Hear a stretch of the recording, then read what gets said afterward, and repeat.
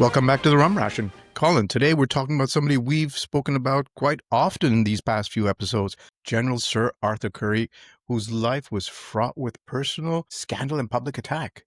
Who would have thought? And yet, he is known as one of Canada's greatest generals. And perhaps well, the greatest general? I was just going to think about that. Maybe I should reword that. The greatest general, because when you talk about military historians, and especially ones who are interested in Canada and Canadian military history, his is the name that really comes up first and foremost. General Sir Arthur Currie. So I'm quite excited to get into today's episode where we talk a little bit more about his career and the man himself. Yeah, and we've threatened to do this a couple of times. I think if you go back in the transcripts of most of our previous 22, 23, whatever episodes it was, we've talked, we'll talk about Currie at some time. We're going to do an episode on Currie. So here we are, folks. We're doing one. And yes, for Rob Foster and everyone else out there who's listening, we will eventually do Hughes and good comparison. Yes. Yeah. Yes. I did read Tim Cook's book this summer about not the CEO of Apple, but the renowned Canadian War Museum historian, Tim Cook. His book, The Butcher and the Madman, or Madman and Butcher, all about Hughes and Currie. And wow, it's pretty impressive. The two stories are very intertwined, aren't they? They sure are, and we're going to get into that. As two, former Army Reserve infantry officers ourselves, we look at Currie, who was that, although briefly he was mostly an artillery guy, and see the ultimate amateur soldier who managed to master the stiff learning curve of battle to be what I would consider, and I think a lot of people consider, the pinnacle of military professionalism. And yet, despite his success, he struggled to look the part. Central Casting, if they were making movies in 1917 about atypical British generals, would not have probably given him a call back, I don't think. He was tall, he was portly, having a double chin and a pear-shaped... Fuck, this sounds like... Am I writing about myself here? Tall, portly, double chin, pear-shaped body, son of a bitch, which made him appear all the more misshapen in his ill-fitting uniform. And, fun fact, he had no mustache. He had no mustache. That's he had right. no mustache, and apparently is on the record of being the only British general in all of the First World War who did not have a mustache. And if anyone can contradict that, I'd love to hear from them. Hence the complicated reputation. Say hence. I mean, I think everything would have changed if he had a mustache, especially a walrus mustache. That would have been like Sir Redvers Buller. Don't need success, just need a mustache. I'll get there. Blackadder, the general who had that little like the brassiere. So before we get into a little bit, I just want to say thank you very much for this wonderful Rum Ration mug that you gifted me for my now long gone birthday. It's a beautiful piece of kit, and I treasure it dearly. Excellent. So goes with the hat that you gave me, the shirt. Like, look, we're all merged out. We're all kitted out. Audience of there's two of us. Well, after all these years, back in uniform. There you go. So looks aside, I mean, we've also known our share of portly, double-chinned senior officers for whom we have the highest respect. And in Hollywood, you always have to look the part, but that's not generally the case, is it? And so we want to explore the paradox of this leader who was brilliant in planning, but awkward in person, probably due to lack of a mustache. I mean, if you have a mustache, you can't be awkward in person. So we're going to trace how this Ontario farm boy became the commander of the entire Canadian Corps. That's right. And let's get started with the backstory of this giant figure who naturally has more than one connection to our own beloved regiment, the RMR. Joy and I are unabashedly biased, and we always try to work in any connections where we can. Every time. So Arthur Currie was born in 1875 in Ontario, and he was destined for a career in law, but the death of his father forced him to lower his sights because not so much money in the family anymore. And after starting as a teacher in Ontario, I think he followed in the footsteps of his elder brother. He ended up moving west to find his fortune, first becoming a teacher again in lower paying positions in Sydney and Victoria, British Columbia. But then it also has to be pointed out when he was doing this, he changed his last name from Currie with a Y to Currie with an IE. And this is where I'm going to get myself in trouble with all our DEI. If HR is listening, I'm going to get in trouble because I've got to be able to mine your cultural heritage for some comedy gold, isn't there? There's some sort of how can we pass up this? How can we change habits of a lifetime? This has been handed to us on, dare I say, a curry platter. No, I had no idea that he had changed the spelling of his name. Yeah. But we do know that it was changed sometime after his move to British Columbia in 1894, most likely 1897 perhaps, so a couple of years here and there. And the reason for the change is reported to be that he did not like his friends and colleagues equating his name with Indian food. remarking teasingly that curry is spicy. And I think that's a mistake, because everybody knows. I mean, it's a well-known fact that everyone loves a good curry. Dude, like he was so wrong. I mean, the fact, imagine what he would think to wake up now and find out that it's a national dish of the UK. In fact, the British Army, their ration packs include curry. Exactly. I wouldn't miss out on that. But there's no end to the curry with a Y and curry with an IE scandal. It turns out that the dark web of deception stretched back through the generations. Currie's paternal grandparents, John Corrigan and Jane Garner, had changed their original name, Corrigan, to Currie upon their arrival in Upper Canada in 1838. I just don't know if I'm ever going to be able to trust again. I think Big Currie is got a conspiracy going on. I think I put that down to Gagetown, though. I mean, the fact that I can't trust again. We're not going out in the field tonight. Sleep. Get your 5 hours in. That'll be fine. Take your boots off. What could happen? But interesting that they chose curry. Maybe they ate at a very good curry house before. Sure, I'm sure Upper Canada in 1830s had plenty of great curry shops. I wouldn't put it past them. So, but what do we know about him for certain? We do know that he himself was born as Arthur William Currie in 1875. It's almost unbelievable that Canada's top Great War general started out as a school teacher, which is, hey, a shout out to all those school teachers out there today. Yeah, absolutely. Starts from a good foundation. So he eventually gave up teaching for insurance and real estate. He was a big man, over 6 feet tall, as you mentioned earlier, Kaji. Pear-shaped, of course, but we don't need to repeat that. And while he trained as a soldier, his persona was often described as pudgy, pale, I love this part, prone to tantrums when sleep deprived. Well, who of us aren't prone to tantrums? Look at me, baby. I feel like I'm looking into a mirror. Yes, and I can personally attest to the fact that you do get very tantrumish and sleep tantrums, deprived, yes, especially when pictures are being taken of you because we have to be at the mess at 7:00 for breakfast. That's a fact. Yeah, on the but he took his soldiering seriously though. From 1897 to 1914, 17 years of his life, he devoted himself to the non-permanent active militia, which was what the Army Reserve was known as in the day. And he was an avid student of military affairs, reading the latest manuals, all the different treatises, every theory he'd find himself on, lots of history.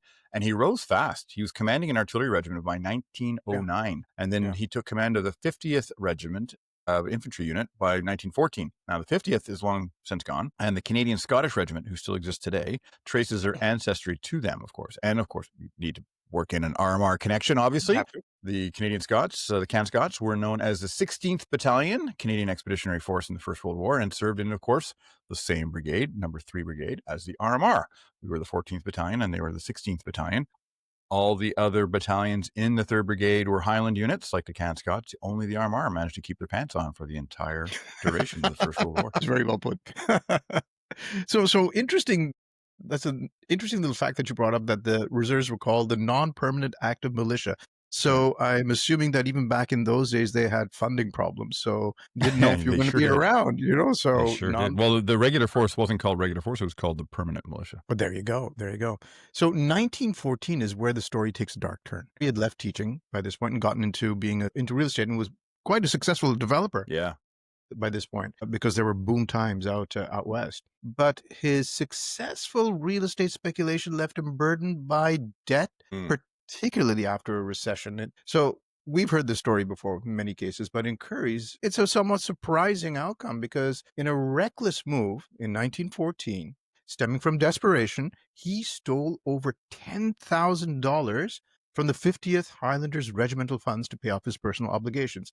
Now, it may not sound like all that much today, $10,000, although it's still a very large sum. But if you do the calculation, I saw in your notes that you would actually use the inflation calculator for this. Yeah. That works out to $67. Well, in today's dollars, that's a huge amount. That's just using the Bank of Canada's online inflation calculator, which is a pure mathematical consideration. It's not necessarily taking into cost of livings and all that kind of stuff. So yeah. Exactly. Huge. It really puts it in perspective, eh? Like, that's a big amount of money. What I also find interesting is how did the 50th Highlanders have so much money in their regimental budget? Definitely not the RMR. No, exactly. Maybe being a Scottish regiment, it was like they turned down every chit. So we're not paying for anything now. No, you got to pay for it yourself.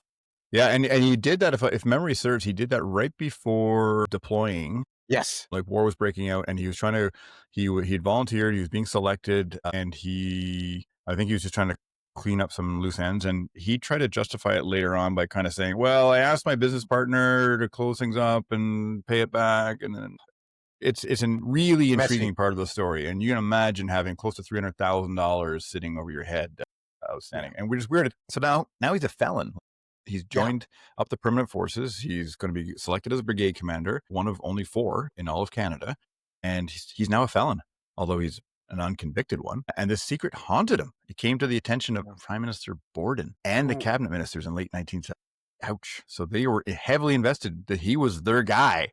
And then suddenly, hey, by the way, he owes $274,000 to that he misappropriated from his regimental funds that he was commanding officer of. And even after he borrowed money from subordinate officers, which is also never a great look, but to oh, be that's fair, not great though. they were friends of his from pre-war. They'd been in the militia together. They'd been the same rank, but now he was obviously the top general. But it's not a good look. The top general saying, "Hey, subordinates, can you lend me Yeah. some cash?" Yeah.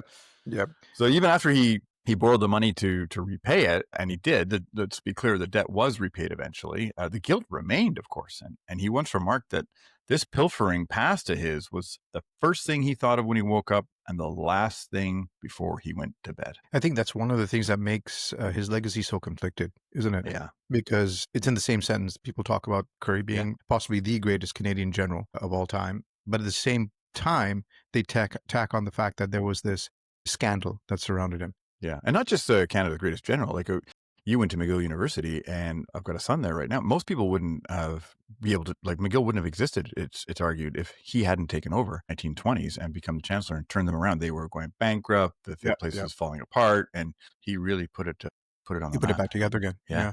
And as a McGill alumni myself, I'm very thankful for that. But imagine the weight of that secrecy, especially for a man who, regardless of what he did, I mean, he had high moral standards. yes, He held himself to a very high standard. So the weight of that secrecy really weighed on him. And when war broke in August 1914, accepted, Sir Sam Hughes offered to command one of the infantry brigades, largely through the urging of friends. And that included Hughes' son, Garnet Hughes, whom we'll also talk a little bit more about yeah. later on. Remember that name, folks, because it's not going to necessarily end well, that great relationship. There was Garnet helping and actually really advocating and lobbying for his buddy, Arthur Mhm. Currie, to his dad, Sam Hughes. Hey, psst, can you get him a brigade position? Just remember that, because remember to see if that favor gets repaid. Yes, yes, indeed. Well, the end result was it allowed him to temporarily avoid his financial woes and turn his full attention to military preparation.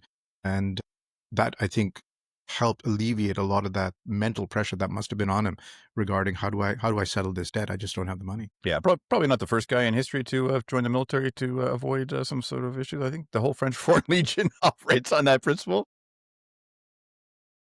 Yes, So I think he was putting in his application there as well. But yeah, I think it's also really thankfully, important for us to note that when Currie went overseas, he was not a professional soldier, because we look no, back at him and saying, Canada's greatest general, yada, yada, yada. But he was a militia officer thrust into the most industrialized war in history.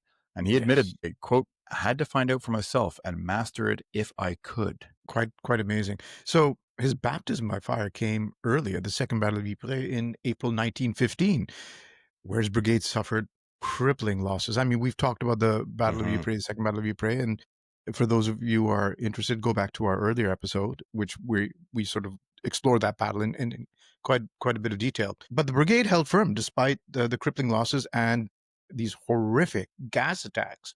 Which And we again, also have an episode on, that's right. just We on gas explored that warfare. quite deeply. Yeah. He proved to be an adept leader, showing tactical competence in the chaos. There was controversy over his performance at Ypres, with some commending his clear-eyed leadership and others, particularly Major General Thomas Snow, the British divisional commander on the flank, who loudly questioned why, during the critical period of the battle, on April 24th, 1915, Currie, and a brigadier, left his frontline position seeking reinforcements for his hard-pressed Canadian troops. Now, to be fair, General Thomas Snow, from what I've read of him, was your old-fashioned, dyed-in-the-wool British commander, not very flexible in outlook, regulations, the way to do things. That was his. He did everything by the book. So that's what I've read about about Thomas Snow. Yes, I think the nicer, perhaps a bit of more Colin way of saying it, it would appear that Snow was an absolute prick who had no time for the colonials. But to be fair to Yes. Snow, as prickly as he was, massive battle is raging. The line is getting pushed back. Lack of communication. No one knows what's going on. And Brigadier suddenly shows up by Mhm. himself. Mhm. Not necessarily a good look.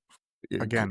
And I'm Team Currie here. But you can just Yes. imagine if you were the division commander and some sort of brigadier wanders into your lines and is brought before you, and he's by himself, you would start to question if it was cowardice, if it was desertion, if he was, fleeing. But I don't believe that. But Currie's visit to Snow's headquarters, I think, was around 3:00 in the afternoon on April 24th, and it resulted what would be called as a misunderstanding, as Snow, quote, mistook the object of his visit, end quote, which was Currie was begging for Snow's reserve troops to come up and close the gaps in the line, so that Currie and his brigade could stay in the line and hold the Germans back. But Snow, this is where I say he's a prick, though. He'd already dispatched British battalions to fill the gap on the left, but, quote, vindictively did not bother to tell Currie, end quote. So he was just kind of having some fun. It sounds like a classic bully, right? Just kind of Yeah. twisting Currie in the wind. Yeah. The line situation is so desperate, Currie comes back himself to beg for troops, and he just upbraids him for being, Snow upbraids Currie for being like a malingerer or for being a coward and all this kind of Coward. stuff. Yeah. Meanwhile, he'd already sent troops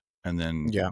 and never told him. So, what a bit of Yeah, I nasty. agree with you. That move is classic playground bully move. But on the other hand, your other point, Colin, is absolutely spot on. We're so used to instant communication these days, Right.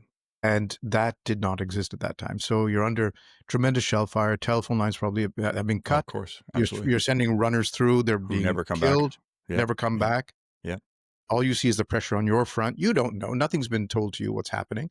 Yeah. Back at headquarters, they don't know what's going on. Obviously, some word came through. They had an idea of the tactical situation, so he sent other reinforcements. But you just don't know what the hell is going on. So, yeah, the fog of battle, which is something really to take into account. So, while sources mention that Canadian politician Sir Sam Hughes, again, somebody we'll be talking about in great detail, he later publicly insinuated that Currie had been a coward during the war in a 1919 tirade in the House of Commons. So Major General Snow was the British general who questioned Currie's conduct on the battlefield during the specific 1915 engagement by noting that he had left his command post. Furthermore, drafts of the British official history circulated in 1924, written by Sir James Edmonds, also portrayed Currie as a, quote, confused and incompetent officer, unquote, regarding the Second Battle of Ypres. That's hard to hear, but it's important to keep in mind as our story progresses. And again, there is, I feel, what you quite rightly said there, Colin, a certain colonial bias.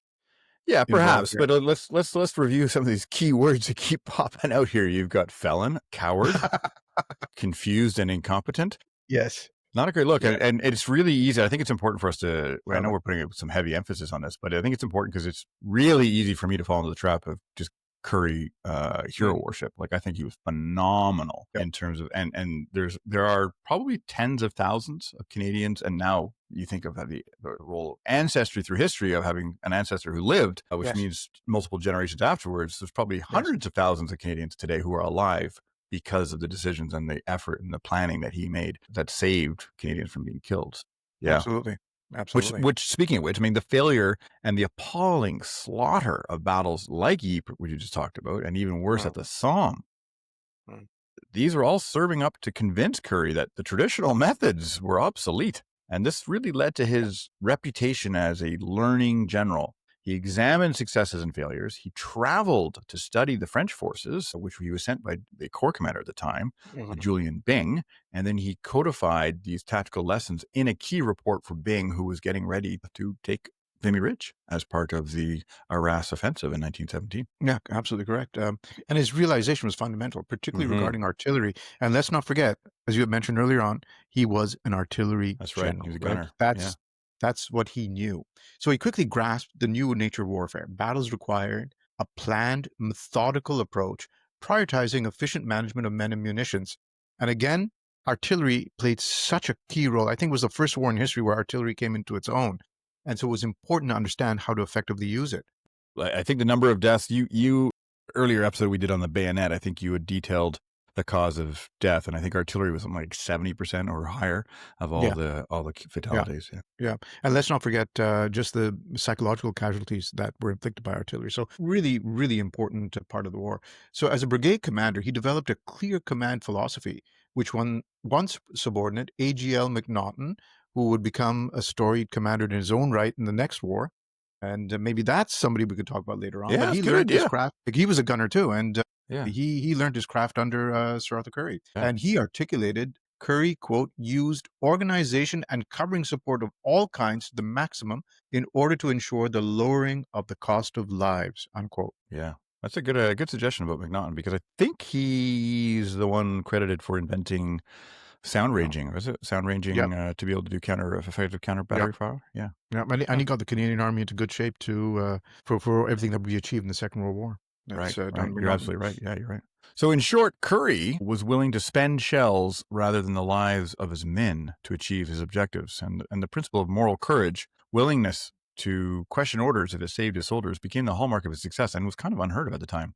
And as you and I, as former infantry guys, we kind of like his philosophy of never send an infantryman where you haven't first put some artillery shells, right? Well, absolutely. Send everybody else first. We'll follow Exactly. up. We'll come for the parade. We'll hold the ground. We can take and hold the ground. But you sort of take care of the first part. So the intellectual mastery combined with Bing's faith in him, which is also important to note with all this other stuff going on behind his back and, well, to his face front, quite frankly. But Bing at least had faith in him.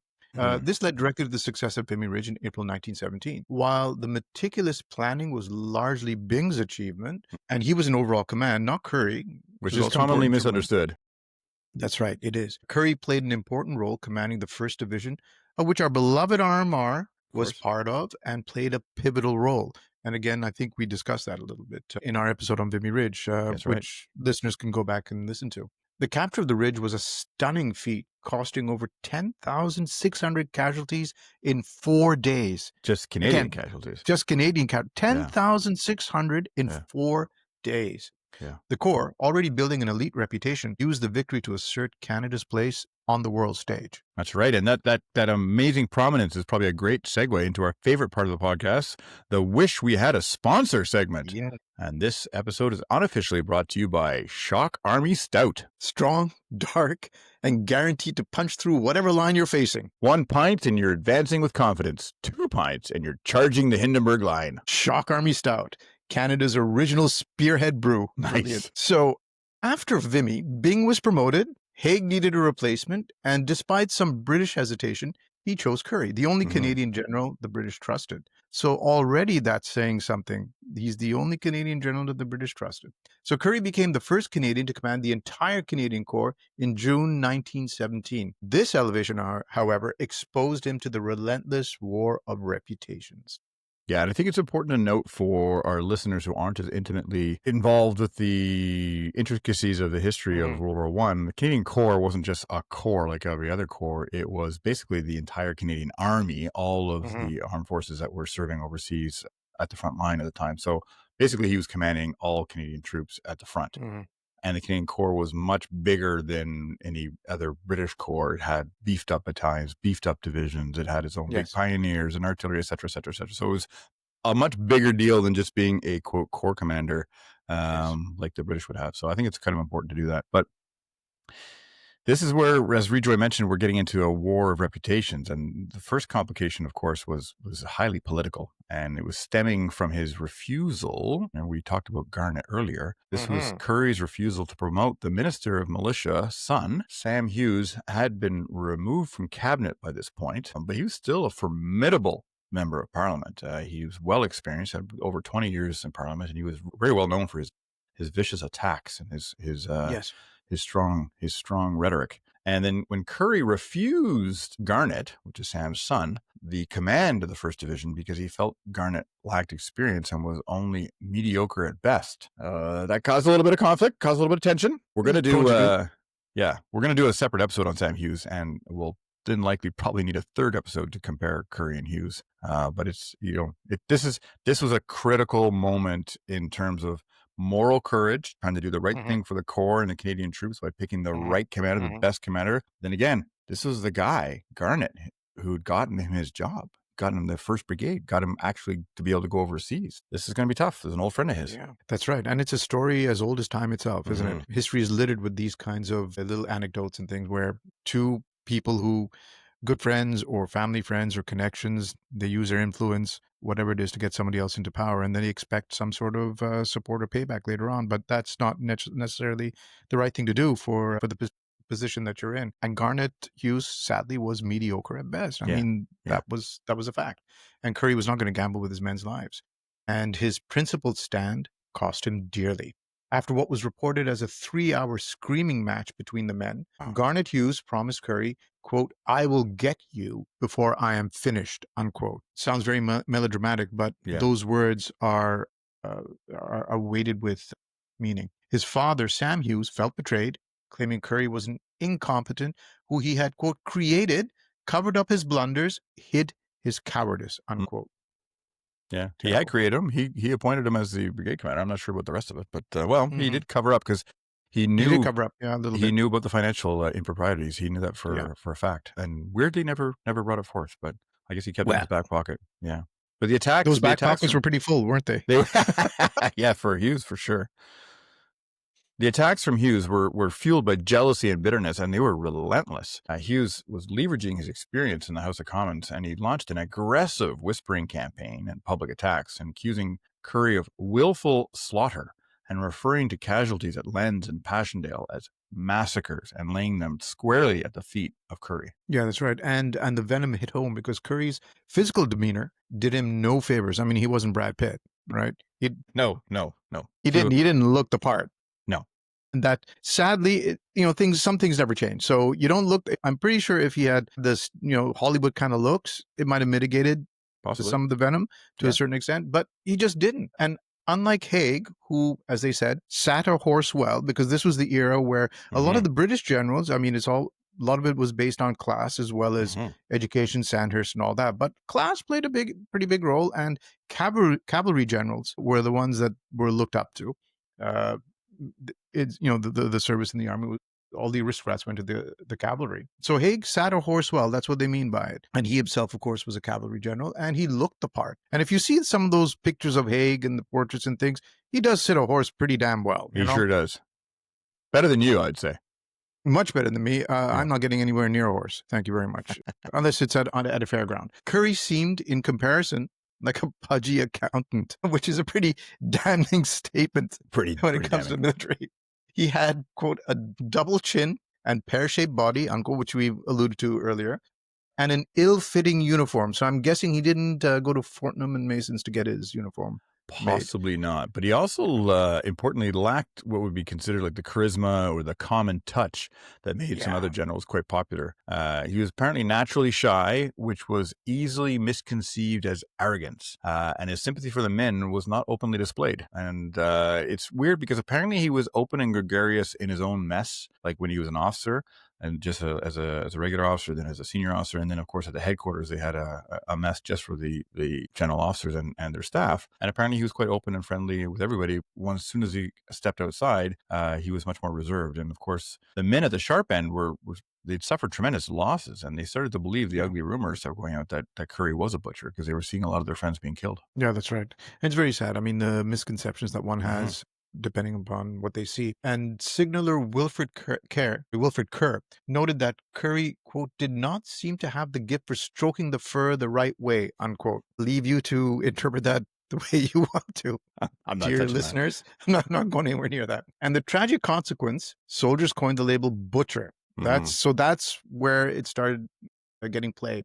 Brigadier General A.E. Ross was shocked to hear a fellow officer in the mess using the term butcher, realizing that it was, quote, "a common expression used by the rank and file," unquote. Ouch. They believed he sacrificed the infantry to elevate his own reputation among the British. But there's an anecdote. Currie keenly felt the weight of his responsibility and the consequences of his decisions. And I think that has come out later on.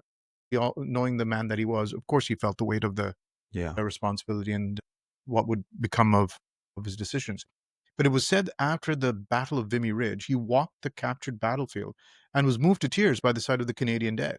He reportedly told an officer, "Whenever I think of these men, I cannot help feeling that every one of them is my own son. He took the casualties personally. Now, I don't have a source for that quote, but it's gone around that apparently he may or may not have said something like this. The only thing that sort of makes me question is that, well, he must have had children at a very early age in that case. If he so, but I do believe the sentiment is warranted. I believe he Well, did. I've never heard anyone accuse you, of all people, of letting facts get in the way of a good line or a good Have a story. good story, So, yeah. yeah, I mean, yeah, well, yeah. So who I think needs? it's important. But it is the line that really sticks with me. What you wrote here, or sorry, that you said here, was that they believe that he sacrificed the infantry, like the common soldier, Canadian soldier, believed he sacrificed the infantry to elevate his own reputation among the British. And you talked, where you alluded earlier about the class system, and there's no question that the Canadians would have felt always as like second tier Yes, in the presence of yes, any British. So that's yes, kind of like the crabs in a bucket analogy, right? The crabs yes. don't crawl up, but if one starts to crawl up, the other one's pulling back into the bucket, Empire and it Town. makes you wonder if that's the way it was going. So, God, It wouldn't surprise me at all. Well, despite the corrosive rumors, Currie proved his merits in operations immediately. His first major test as Corps commander was the Battle of Hill 70, which we covered in an earlier episode, and that took place in August 1917. And again, for listeners who may have missed that episode, you might want to go back and listen to it, because it's a battle that's not that well known, but was pivotal in 1970, especially for the Canadians and for our beloved regiment, the Armagh. So he was ordered to attack Lens frontally, which he knew would be devastating. He complained to his superior, quote, "If we were going to fight at all, let us fight for something worth having," unquote. mm-hmm. Uh, at this point, I think we've also got to give a nod to our other fantasy sponsor for this episode, Bayonet Tip Energy Drink. Sharp, direct, and guaranteed to get you through rehearsals, inspections, and that one last midnight trench digging detail. Warning, side effects may include excessive yelling of "fix bayonets" at inappropriate times. Bayonet Tip Energy Drink, when coffee just won't cut it. Nice Very one there. well done. Very well done. I think I remember an episode where you yelled "fix bayonets" at. I don't. I'm not sure if the statute of limitations is over on that one yet, but yes. He demonstrated true collaborative leadership, rewriting the plan and convincing Haig to attack Hill 70 instead. Crucially, his staff officer, who you already referred to, Colonel McNaughton, violently opposed the frontal assault, calling it a, quote, bloody fool operation, end quote. That's pretty direct. Yep. I believe that's a positive feedback loop. No Currie wonder Brits listened. didn't like him. No. But Currie listened, and he designed a kill zone using heavy artillery and machine guns to destroy the inevitable German counterattack. So understanding how your enemy is going to react and designing your plan accordingly. And this paid off. Yes. The Germans suffered 20,000 casualties against the 9,000 Canadian losses. And of course, you can learn much more about Hill 70, the battle, in our episode number 22, named 9 Days of Hellfire, the Battle for Hill 70. Which certainly it Available was at rumration.ca or Spotify or YouTube or anywhere else, Apple Podcasts, wherever you get your podcasts. That's right. That's right. And then came Passchendaele in late 1917. Hated the operation, but used his status as a de facto National Army commander. Colin, you had mentioned a little bit about the background of the Canadian Corps. Yeah. And he used this position to extract concessions from Haig. He refused to commit his men until proper roads, jumping off points, and artillery support were prepared, securing additional guns. Now, that's important to take into account because, these are things we take for granted today. But back then, sometimes you just throw in a hasty attack, you don't prepare for anything, and the results speak for themselves. So his actions saved Canadian lives. He correctly predicted the operation would cost the Corps 16,000 casualties. Yeah, and he was down to like not even a rounding error. Like he was too precise almost. It was kind of scary, but that's how professional he was. And he took the stuff really seriously. He worked late into the nights, going over all the meticulous planning himself. Well, you got to give him credit for knowing numbers. Oh yeah, absolutely. And this, there was, I think, a line there. Looked like a pudgy accountant or something like that. Well, exactly. Maybe you want someone who's actually checking the figures for you, right? But this moral courage of his, of standing up to Haig, it continued into 1918. And when the British tried to force Canada to dilute its fighting formations into two smaller corps to be able to create an army, Currie stood firm, which is interesting because that would have also probably given him the status of an army commander. Right? Yeah. So he turned that down, and he refused to accept a reduction of the battalions, arguing strongly that it would weaken their formidable hitting power, which the Canadians were renowned for. That's right. And we often, as Canadians, take great pride in, and rightfully so, in our battlefield success in World War I. But it's because we had super powerful battalions and super powerful divisions, much stronger than their British counterparts. But this refusal, although unpopular among the politically ambitious Canadian officers who were like, whoa, if we get Yeah, 2 corps, it's promotions all around. that's right. Yes. Yeah. It was the right military decision, and it ensured that the Corps survived that costly final year, particularly the last 100 days. That's something that's worth exploring in a future episode as well, because the general conception of the First World War, the trench warfare, high casualties from the artillery bombardments and the machine guns and all that. But the fact of the matter is, for so many years, it was static warfare. So casualties were controllable. But those last 100 days, when it went back to being a war of movement, everything changed and your casualties would skyrocket because, again, you're no longer in a static defensive position. You are now attacking and it's over open ground and you're far more vulnerable. That's right. So the Canadian Corps became the elite shock troops of the BEF, the British Expeditionary Force. They spearheaded the Allied counterattack in the last 100 days. Their string of operational victories, Amiens, where Currie successfully urged halting the attack once surprise was lost, the breakthrough of the Drocourt-Quéant line, and the successful, risky crossing of the Canal du Nord was arguably the most impressive feat in Canadian military history. Agreed. All of which, it has to be noted, had regiments like the RMR at the tip of the spear and at tremendous cost. Yeah. The RMR was at the tip of the spear, quite frankly, going across Canal du Nord. We were the first unit across. And you're absolutely right. But this victory in the last 100 days had a terrible price. There was 45,000 casualties of the Canadians just during those last 3 months.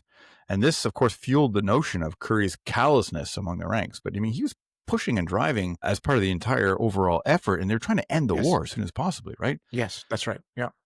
He privately wrote to A.E. Kemp that he did not consider the losses, quote, excessive when the extent and severity of the operations are considered, end quote. Okay, that sounds great when you're writing to someone else who understands the nuance of it, but imagine that talking to a soldier who's, I mean, he didn't say that to a soldier, but that's, you can see how this is being read afterwards and looking like a cold-hearted bastard. But he was now really a professional soldier who, while marshaling lives, he accepted the ruthlessness that was necessary to shatter the German army. They weren't going to go away by saying nice things to them, right? The thing about Currie was, we talked about it as an accountant before. He wasn't an accountant, but he was not a gambler. He wasn't gambling with soldiers' lives. He was a cold-eyed, methodical planner. I think your point there is absolutely spot on, Colin. Where it comes across as being callous, perhaps, if you're just saying it in a room full of people or something. But he was now a professional soldier, and every attack is going to cost you casualties, and men are going to die. I mean, that's sadly a fact of the matter. And to say we're going to launch this attack, or this is what's going to happen, this operation is going to go through, and we're not going to suffer any casualties, that's just bullshit. So he's being very clear-eyed about what the potential cost of operations will be. And he did everything in his power to minimize casualties, as you spoke to earlier on. So the final deeply contentious act was the capture of Mons on November 11th, 1918. So just a little bit of backstory. Mons was in Belgium, which is where the BEF first came into contact with the German army, and they fought an all-day battle, vastly outnumbered.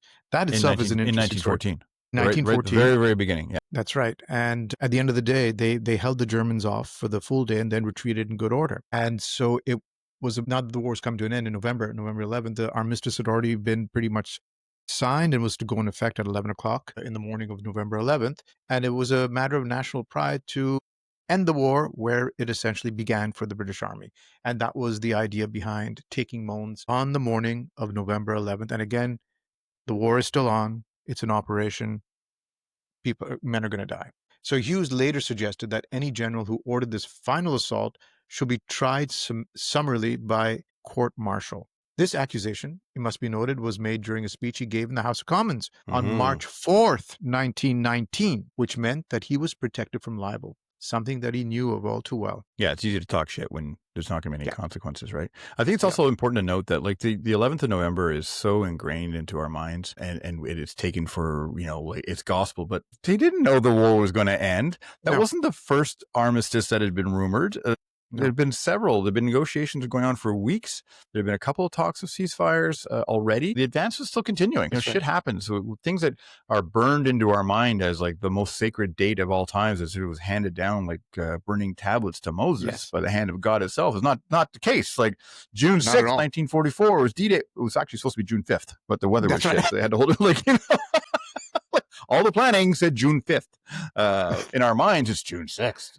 That's So right. same thing with the 11th of November. And if they hadn't pushed into Mons, they wouldn't have kept the pressure on the Germans. They'd have had time. The Germans would have had time to reorganize. Like, nobody really knew. I think it's Well, it's there's so tough. much there, right? And I'm Yeah. sure there are cases of long after 11 a.m. November 11th of soldiers dying or being killed after that. Not as many as you think. Not as many as you think. Certainly not Canadians. There's the No, soldier. I We can mean get. generally across the line. Yeah. Yeah. Yes, you're absolutely right. Yes. Yeah. But we No, can. not I think his Canadians in name was particular. Price. Was the last Canadian killed. Oh, there you are. We can talk about There it. you are. I've been to his grave So where is it? in Belgium. In Belgium. So all right, war's over. 11th of November. That's it, right? Done. Yep. Well, not so much. That's it. Currie returned to Canada in August 1919, not as a conquering hero, but kind of to a bit of a strange homecoming. His ship arrived late at night in Halifax, and it was to a pretty subdued reception. To be fair, though, the ship, the Coronia, had been expected earlier, so it was delayed, and that led to the departure of the bands and the well-wishers who might have been there to greet them during the day, because it got in around midnight. And unselfishly, it wasn't like Currie was trying to get home faster than his soldiers. He didn't use his position to try and jump the line. I mean, heck, the RMR had arrived back in Montreal in April, and here was Currie arriving in late August. Indeed. His initial mistake, according to historians, was his failure to defend himself publicly against Hughes's campaign of infamy. Yeah, staying mum on the whole thing just sort of lends credence to whatever this man is saying. Yeah, He refused to become... bully. Exactly. That's exactly it. He refused to become involved in a mudslinging campaign, believing the lies would die out, but his refusal only added to the credibility of the rumors, sadly.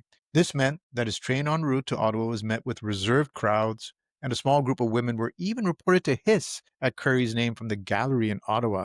Yeah. Very unfair. Very unfair. And he's trying to, not to engage, not to descend into the mudslinging and try to stay above the fray. And it probably didn't. It probably didn't help. He didn't know really what his future was going to be, and the Canadian government really didn't know what to do. They were demobilizing, of course, hundreds of thousands of soldiers, and they offered him some sort of permanent position as kind of like the head of Canada's army. He realized it was a figurehead, useless position, and he eventually left the military, and he was frustrated by the lack of political will for reform. But his administrative skills, as we mentioned earlier, found a perfect new home. And in 1920, he was approached and then hired and appointed principal and vice chancellor of McGill University. And this position, despite his lack of academic training, I don't even think he had a degree, it suited his exceptional powers of organization and administration. That's where being a pudgy accountant comes in very helpful. But the rumors persisted throughout the 1920s. The accusation that his reputation was built on the unnecessary graves of fellow Canadians simply would not die. Yeah. And in 1928, and of course, this was Hughes who was stoking the flames, right? Although he died in the early 20s as well. But in 1928, the controversy finally came to a head when the Evening Guide of Port Hope, Ontario, repeated Le Mans' accusation, claiming Currie had captured the town for, quote, his own glorification, end quote. And Currie had enough. He sued for libel, and the subsequent Coburg libel trial, sometimes called the Third Battle of Mons, forced him to endure a devastating cross-examination about his conduct through the entire war, which nearly broke him. And on the 11th day of the trial, Arthur Currie was called to the witness box and was cross-examined for almost 7 hours straight. And this was after previously Currie's examination for discovery by the opposition counsel, which had preceded the trial. And that pretrial examination had lasted from March 10th to April 14th, 1928, during which period there were 3 sittings of 3 days each. During this earlier examination, Currie was asked 645 questions. He must have been exhausted. It's unbelievable. It really is. And I think that was the strategy of the opposing counsel, just to grind him down. Grind him down. Yeah. Realize that, whoops, we've messed up. I'm not going to win this libel, but I'm just going to try and grind him down. I hope he'll go away. Yeah, exactly. And so, today we look at so-called cancel culture and all the stuff that's going on now. Well, it's just an evolution of what took place in those days, I mean, look at that. No social media, no instant news feeds and that kind of stuff. Yet still, absolutely horrible, the kind of things that they put people through. Well, fortunately, Sir Arthur Currie won the trial and he received a small monetary award.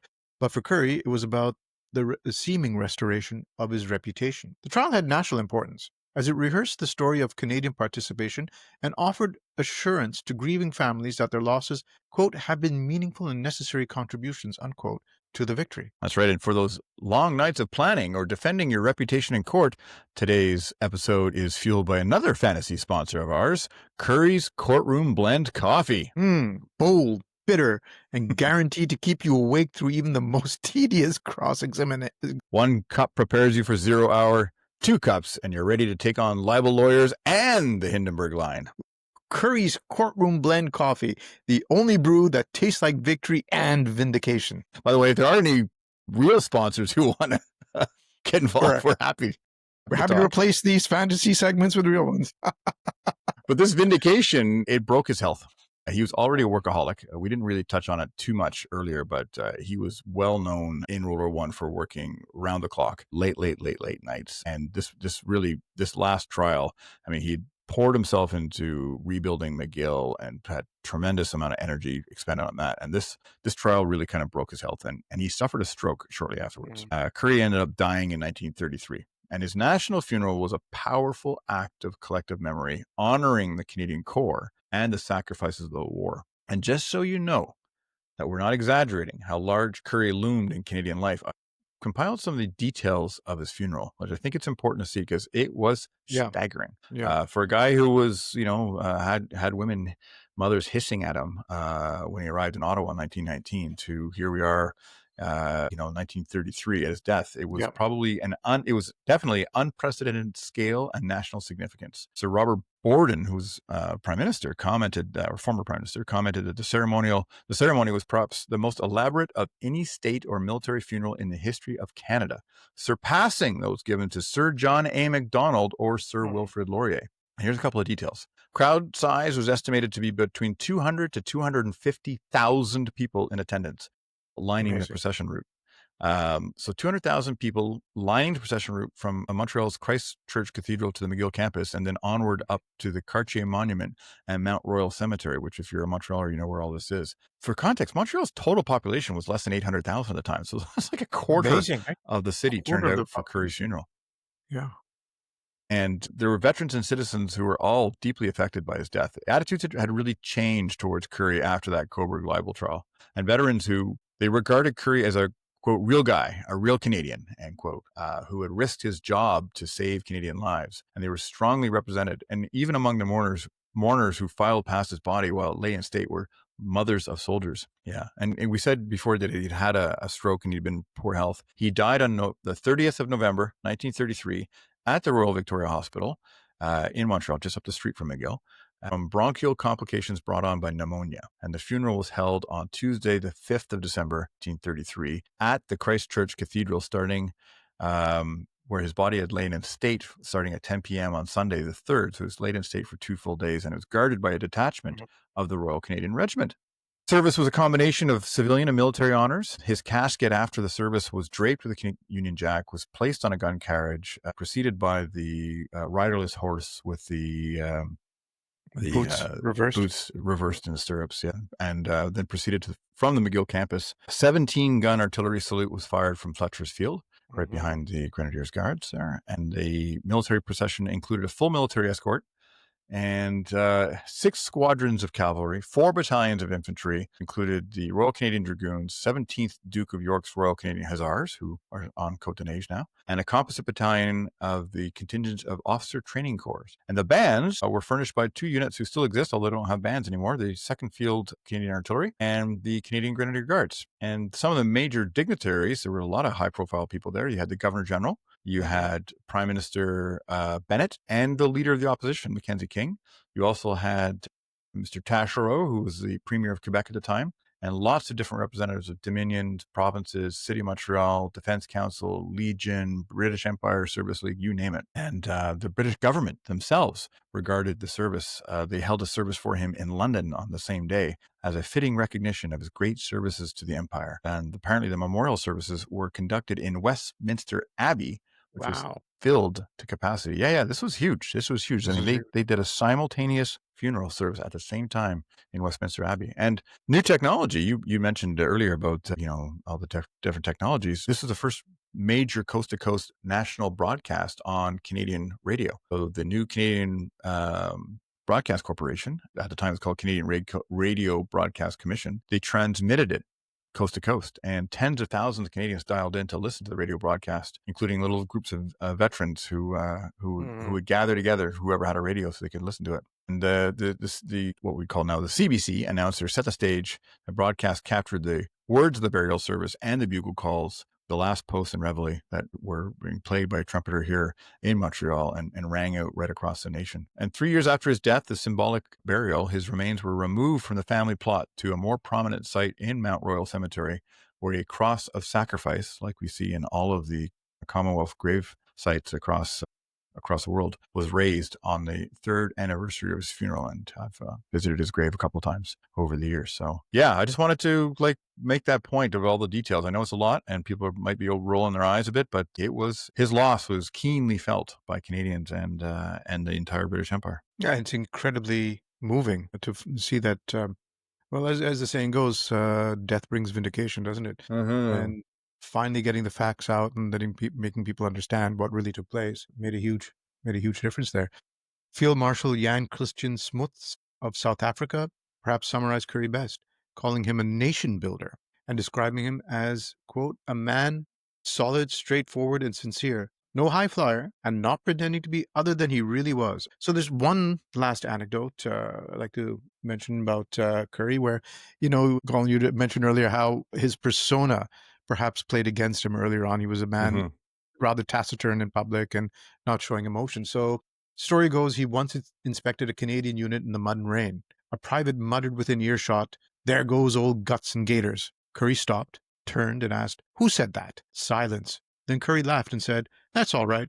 I've been called worse." It broke the tension and the troops reportedly cheered. Yeah, I can imagine. Currie was a contradiction, the brilliant amateur general who innovated warfare to save lives, but whose personal stiffness prevented him from earning the affection of his troops. And obviously, there's some personal conflicts there. We talked about the huge debt, $274,000 that would have been weighing down on him. Yet the sources confirm that he deserved his reputation as one of the finest generals in the Allied armies. Because didn't Lloyd Gregg, because he hated Haig, right? David Lloyd George. David Lloyd George. Prime Minister. He hated Haig with a passion. And he was apparently thinking of replacing him with Currie. Well, to be fair, David Lloyd George was probably also thinking of replacing him with Hindenburg or Ludendorff.